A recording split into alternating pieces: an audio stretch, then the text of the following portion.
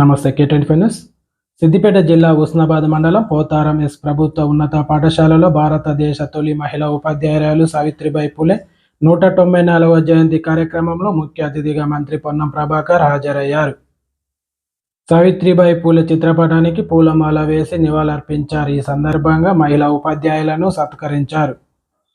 సావిత్రిబాయి పూలే జయంతి సందర్భంగా మహిళా ఉపాధ్యాయ దినోత్సవంగా ప్రకటించుకున్నామని మంత్రి తెలిపారు. మహిళ సమర్థవంతురాలైతే ఆ కుటుంబం అన్ని విధాలుగా ఎదుగుతుందన్నారు.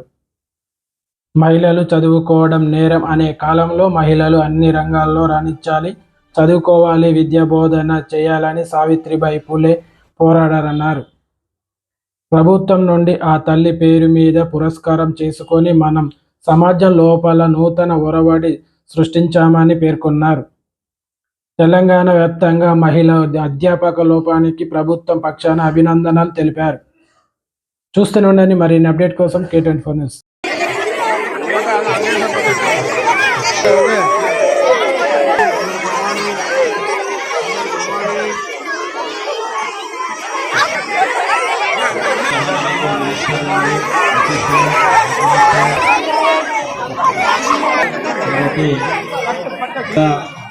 మన సందర్భంగా మన రాష్ట్ర ప్రభుత్వము ఉమెన్స్ టీచర్ జరిగింది.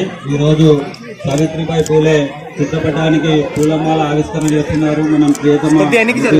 మనం ప్రారంభించుకుంటున్నాం.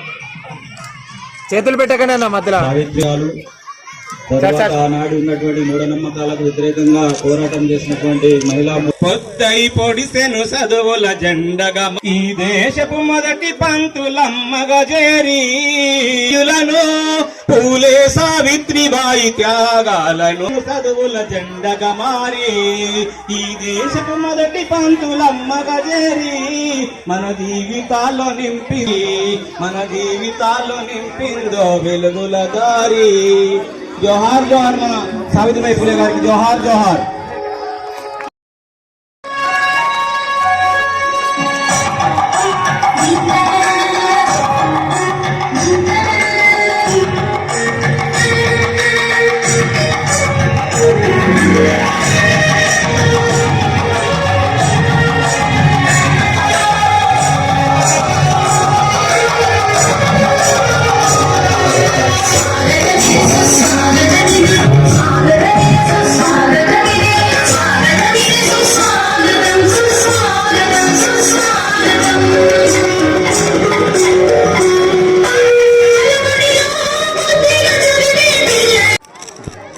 స్కూల్ అలాగే మండల విద్యాధికారి బండారి మనిల్లా గారిని సన్మానించవలసిందిగా కోరుచున్నాం. పనిచేస్తున్న సుధర్మ గారిని కూడా అట్లాగే జ్యోతి తొందరగా రావాల్సిందిగా కోరుచున్నాం.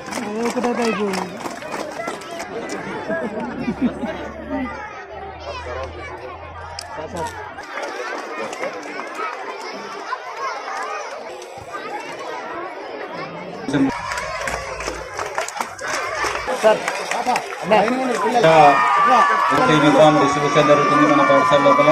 అందరూ కూడా క్లాస్ పెట్టాలని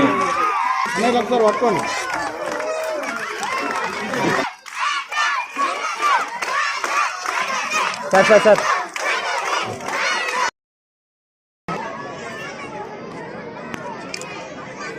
మరి అందరి పిల్లల్ని ప్రభుత్వ పాఠశాలలో జాయిన్ చేసే కార్యక్రమం కూడా తీసుకోవాలని కోరుతూ ఈ రెండు సందర్భాల్లో సావిత్రిబాయి పూలే గారి జయంతి సందర్భంగా అదేవిధంగా రాజ్ కుమార్ గారు ట్యాక్స్ ఇచ్చిన సందర్భంగా పోతారం స్కూల్స్ కు వచ్చినప్పుడు ఈ యొక్క స్కూల్లో కొన్ని సమస్యలు, అదనపు గదులు, కాంపౌండ్ వాల్, రోడ్డు నిర్మాణంలో కాంపౌండ్ వాల్ వేది వెంటనే వీలైనంత తొందరలో దీన్ని ఏర్పాటు చేసి మీరు భవిష్యత్తులో సంఖ్య గణనీయంగా పెంచుకునే విధంగా మీకు అన్ని రకాల సమస్యలు పరిష్కరిస్తాం. అందరి పిల్లల్ని ఇక్కడికి తీసుకొచ్చి చదివించే విధంగా గ్రామ ముఖ్యులందరితో మాట్లాడి ప్రైవేట్ స్కూల్ బస్సు గ్రామానికి రాకుండా ఉండే విధంగా అంత క్వాలిటీ ఎడ్యుకేషన్ ఇస్తామని విశ్వాసం కలిగజేసి ఈ పాఠశాలను ఆదర్శంగా పోయే విధంగా తీర్చిదిద్దాలని